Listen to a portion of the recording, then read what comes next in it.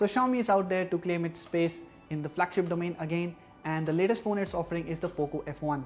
Poco is a new brand from Xiaomi that tries to give you better specs for lesser price, and the Poco F1 comes with a Snapdragon 845 chip, which seems to be quite a steal for a phone under 30,000 rupees. You're watching India Today Tech, I'm Rahul Sethi, and let's take a look at the Pocophone and find out about all of its features and specs. So the Pocophone arrived at our office in a briefcase like a secret agent's gadget. While on one side is the Pocophone, Xiaomi tries to depict the liquid cooling system on the other side.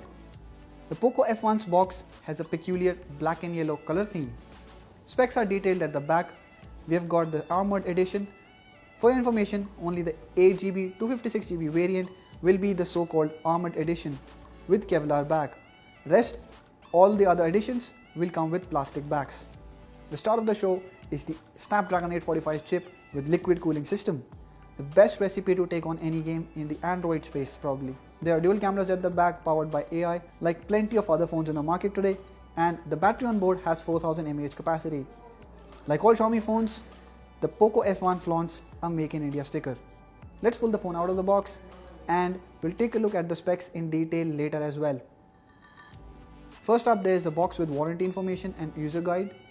Then there is a back cover, bendable and not made out of hard plastic, but anyways probably useless for a phone with a Kevlar back.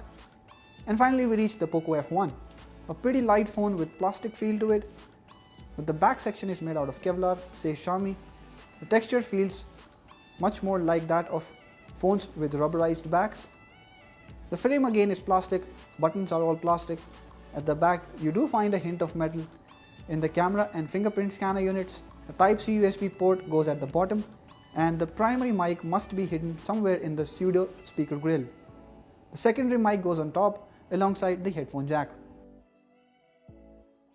Now on the notch you get the front camera, an earpiece, proximity and ambient light sensor, and an IR sensor for face recognition.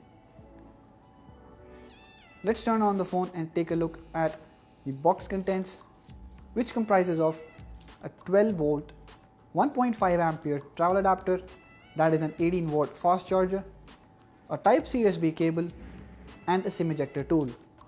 There are no earphones inside the box. The SIM slot, as mentioned on the box, is a hybrid one, and this is how the phone looks when you snap on the back cover.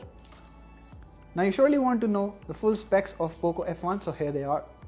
The display has a 6.1 inch screen size with 18:7:9 aspect ratio, full HD plus resolution, and Corning Gorilla Glass 3 protection. Under the hood there's Snapdragon 845 with 6 or 8GB of RAM options and 64, 128 or 256GB of storage options. The storage, as you saw, is expandable via microSD card. The rear camera on the phone has a 12 megapixel primary and 5 megapixel secondary sensor, and the primary sensor has an f1.9 aperture. There is face detection autofocus, HDR and other features, while at the front there is a 20 megapixel sensor. Battery on the phone is 4000 mAh with quick charge 3.0 support, and 18 watt charger is included in the box. The phone runs Android 8.1 Oreo with MIUI 9.6 and Poco launcher. Features on the phone include IR based facial recognition, dual band Wi-Fi, liquid cooling, and Kevlar back, which is specific to the 256GB variant. Now most phones nowadays try to give you a very premium look and feel, especially the ones that pack higher-end hardware, and they'll try to give you a metal and glass design with very beautiful and elegant looks. The OnePlus 6 or the Asus Zenfone 5Z are the recent and most prominent examples, but the Poco F1 makes do with plastic. As we saw, whole of the phone is made out of plastic, and there are two big reasons for this. One, Xiaomi wants to make it a gaming phone, so if a phone heats up too much, metal is not the best material for a phone to have as per Xiaomi. And second is the obvious reason of cost cutting. Plastic phones are not only cheaper but also easier to make. This allows Xiaomi to cut corners in the build material and utilize all that to give it better specs. So an obvious question you would ask is the phone sturdy enough? Well, during our use, we didn't find any problem with the build quality. It's sturdy enough to take your daily grinding. It may not feel reassuring in the hands, but the build quality is not bad. Ergonomically also the phone is quite nice. It's not very tall like many 18:9 phones, but it's also wide enough to give you a good wide grip. While Xiaomi surely makes slight compromises in the materials of the phone, The display quality thankfully is not compromised. Poco F1's display is quite delightful. The colors on the phone come out to be very sharp. It's a glossy panel, so watching movies or playing games is quite a pleasing experience. The brightness as well indoors is quite nice. You won't need to blast it to full, although the viewing angles are not that great, and that is something you would find on most glossy phones. You'll see that these panels are quite reflective and don't have very good visibility when you are viewing it from a corner. But for outdoor usage, it may not be the brightest panel out there in the market at this price segment.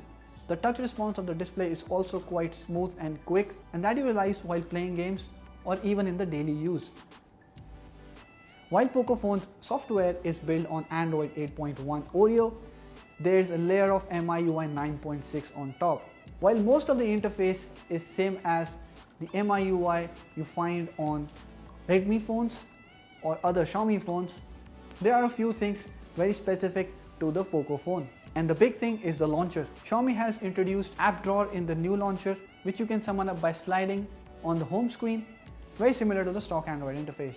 But on the app drawer, you will see there are sections which divide the apps according to their genre. The apps are divided into gaming, communications, and other stuff. And there's also an option to remove all these divisions. Next, there's also an option to remove the navigation keys, and once you do that, you get a very iPhone 10-like gesture navigation system, which means slide back in the menus to go back, slide from the bottom to go back to home screen, and slide and hold from the bottom to get recent apps menu. Other things like app animations, features, gestures, network, display and security settings, and most other stuff is same as the MIUI 9. But despite having all that third-party software and a lot of features, the Poco F1 is not a slow phone. It won't be because it runs a Snapdragon 845. The interface is quite nicely optimized, and you get a very fast app opening, app switching, multitasking, and everything else you throw at it.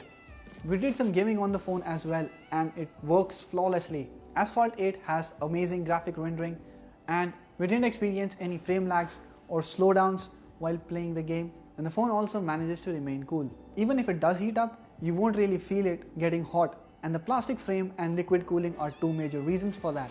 Though metal phones that have liquid cooling also don't heat up that much, but once they do, they get so hot that they're difficult to hold. Such is not the case with the Poco F1. Now, one sad thing is that the phone comes only with single speaker, though you get dual speaker grills, but there's only single speaker on the phone. And the placement of the speaker is also such that while playing games, you muzzle most of the audio. Otherwise, the speaker is quite loud and has good audio reproduction. Now, talking about unlock methods in particular, the fingerprint scanner on the Poco F1 is quite fast, and so is the face unlock as well, though it's also quite secure since it uses an IR sensor and it doesn't work when your eyes are closed. You will find some irregularities while using it under bright outdoor conditions, but that is the case with the iPhone 10 as well. This technology has not been perfected yet, but the Poco F1 surely has a great deal faster and more secure face unlock.